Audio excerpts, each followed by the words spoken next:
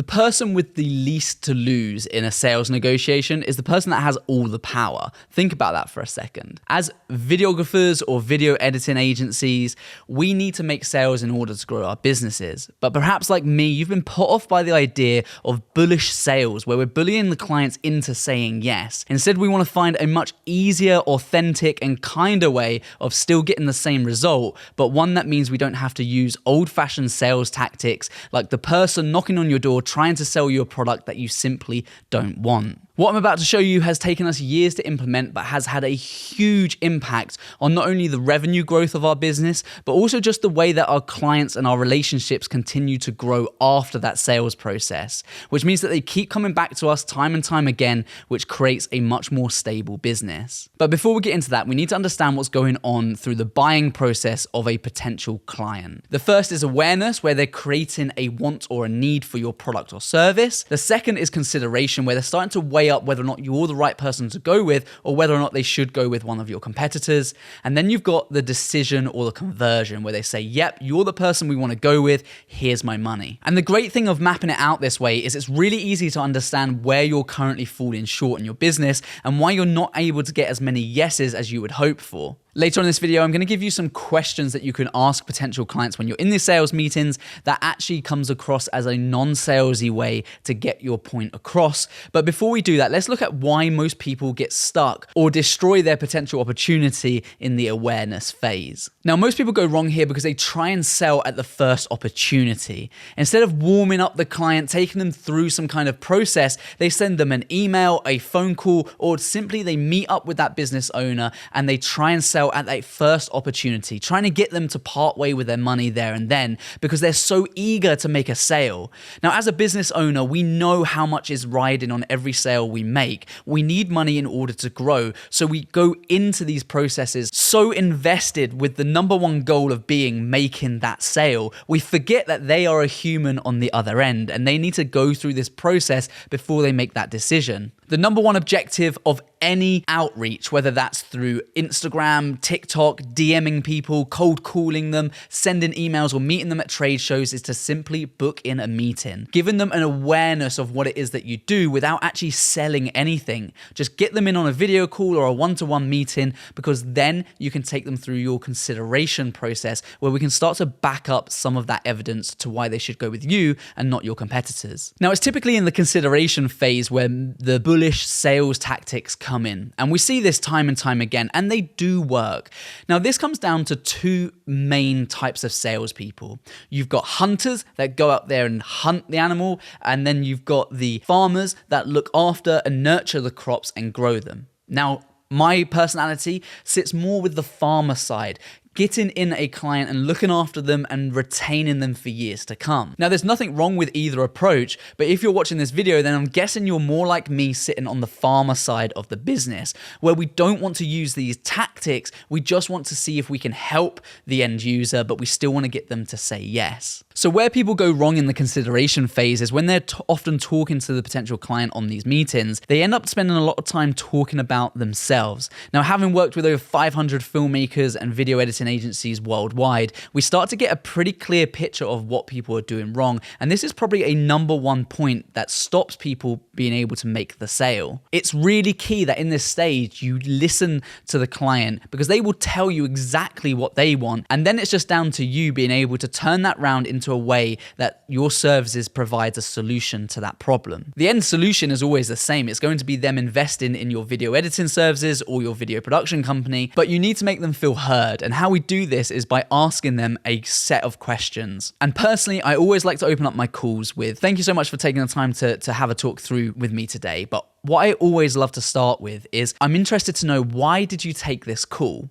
Because of course, I know that I can provide value and you kind of know roughly what it's about, but why did you decide to take this call with me today? And then instantly, the potential client will start to open up about the reasons that they are considering this for their business and why they think in their own head, this could be a good viable option. Once you've got that information, you can then just start to simply showcase evidence and start to showcase your track record of why that would work well. Now, it might be that you're starting out with no portfolio whatsoever, you don't need much of a portfolio, although having a track record or case studies is good for this point of the process. But by being able to listen and get an understanding of how they see you fitting in with their business, you can then just start to creatively think about new ideas that can help them achieve those goals. So for instance, they might say, well, yeah, do you know what? We've just really noticed that our competitors are using lots of videos at the moment. And for us, we just think it's probably a good way to kind of like show what we do. So we can now use that and say, well, instantly they're going to be looking at a promotional video.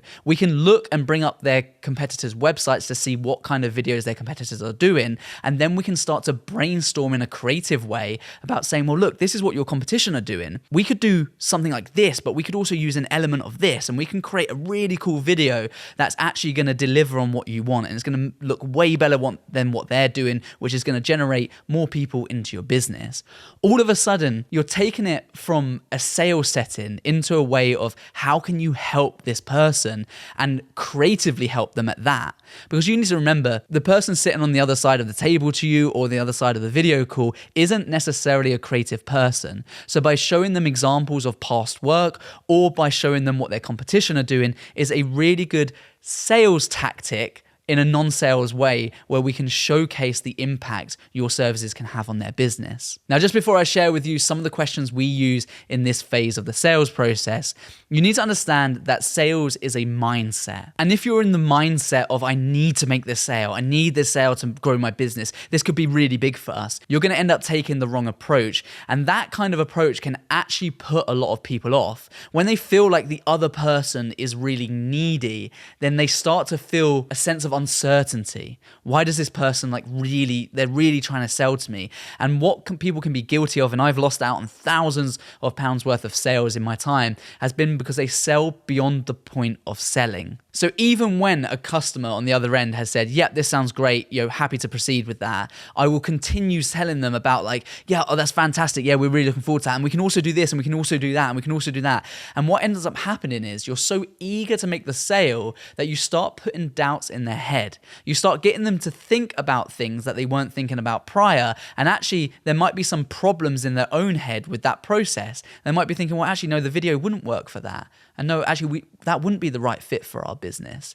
And you start putting those doubts in their mind, and then they actually just say, well, I'll tell you what we'll do is, let me go back, we'll think about it, and we'll get back to you. And then often you don't hear back, or they just say, no, sorry, we're going to go with something else at this point. So being aware of that mindset, going into this sales process and having this meeting with them, only take the mindset of, I'm looking to help them. I'm going to ask them these questions to find out as much about them, and then I'm going to simply say, look, this is what we offer, this is how we can help in these areas, and you'll guarantee to make much more easier sales than trying to use any old-fashioned tactics that just don't sit right, and being so needy you're trying to put everything into making this sale, which therefore puts them off. So here are the set of questions we use in this process. The first we ask is, what are you trying to achieve? By understanding that question, it starts to paint the picture of how we can help them better. The next question is, what's the alternative? By trying to get them to understand what other solutions might solve this problem for them, will give you an idea of their perceived value of you.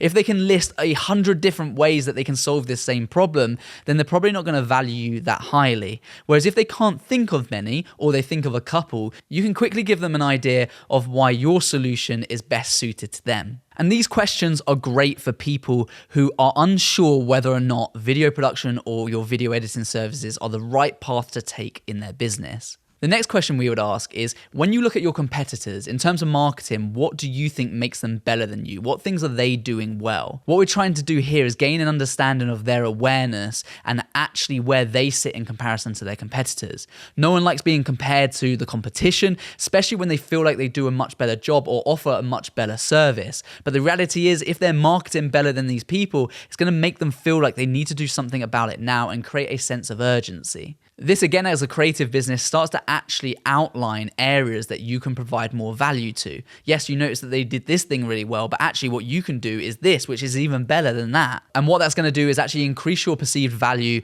and how much money they're willing to throw at solving this current problem that they face. The final question always comes down to some sort of an external factor that's stopping them from saying no. And 99% of the time, that is money. So we get in there pretty quick with this question and just say, look, do you have an idea of budget in mind? Do you know how much money you want to spend on this to solve this problem? What kind of area are we looking for? Because we can do a video for $1,000 or we can do a video for $100,000. It really varies along that scope. So tell me, what kind of budget do you think you want to put towards this? By getting that question out the way early means that you're not wasting your own time and you're also not wasting their time too. If they come out with a really lowball silly figure, then you know actually they're not valuing your services as much as you think, and actually they might just not be the right fit for your business. Of course, on the other side of things, they might say, well, actually, we're willing to give a lot more than what you would normally price the job at, which is great because it means that you can do more with that. You might want to say, well, okay, that's actually a really healthy budget. So what we would actually look to do is we would look to do X, Y, Z. That's not only going to solve this problem that you mentioned earlier on, but it will also solve these ones too. In order to make a sale, all you need to do is provide a solution to their current problem. And when you can articulate that by listening to them, asking them these questions, showing them some track record, or at least brainstorming some ideas with them, they're going to see the value that you hold and they're going to be willing to spend their money with you without having to use any bullish sales tactics. So where do you sit on the sales spectrum? Are you a hunter or are you a farmer? Let me know in the comments below. Look forward to seeing you in the next video. Peace.